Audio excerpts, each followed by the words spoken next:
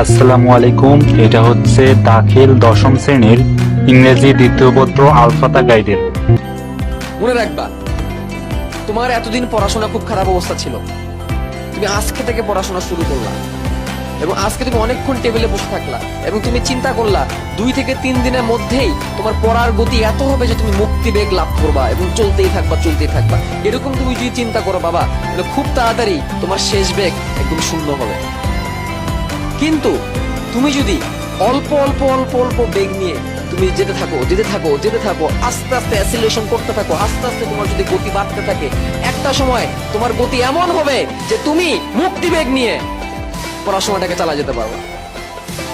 কিন্তু তুমি যদি চিন্তা করো যে আজকে আমি শুরু করছি, আজকে আমি একদম হাই স্পিডে চলতে থাকবো, আজকে আমি একদম 8 ঘন্টা পড়ে ফেলবো, আজকে আমার প্রোডাক্টিভিটি একদম 80% হবে, তাহলে বাবা খুব তাড়াতাড়ি তোমার থেমে যাওয়া লাগবে। কিন্তু তুমি 10%, 15%, 20%, 25%, 30%, 35%, 40% করে থাকো, একদিন ছেড়ে তোমার 90% যাবে ইনশাআল্লাহ। বাট সেজন্য তোমাকে ধৈর্য ধরতে হবে।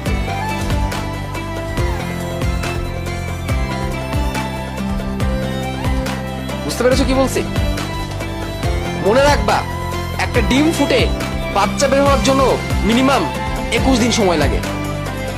এই 21 দিনের মাঝখানে তুমি যদি মুরগিটাকে তুলে বারবার চেক করো ডিম বাচ্চা হয়েছে কিনা, ডিম থেকে বাচ্চা হয়েছে কিনা, ডিমটা নষ্ট হয়ে যাবে, বাচ্চা ফুটবে না, বাচ্চা আসবে না সেই ডিম থেকে। তেমনি তুমি আজকে পড়তে বসে 1 সপ্তাহ পরে যদি তুমি জাজ করো তোমার পড়ার কত প্রোডাক্টিভিটি কতটুকু বেড়েছে, তাহলে হবে না, তুমি ডিপ্রেসড হয়ে যাবা। তোমাকে সময় দিতে হবে, তোমাকে পড়ার টেবিলে বসে থাকতে হবে 1 মাস, 2 মাস, 3 মাস, চতুর্থ মাসে তুমি যে অবাক হবা, যেখানে কিনা তোমার প্রথম দিন তুমি 1 ঘন্টা পড়তে পারতা না, তুমি 10 ঘন্টা বসে থাকলে তোমার আউটপুট আসতো 1 ঘন্টার, সেখানে দেখবা তোমার আউটপুট 4 মাস পরে চলে এসেছে 6 ঘন্টার, এবং সেই সময় তুমি বুঝতে পারবা কন্টিনিউয়াস পড়াশোনার গুরুত্ব কত।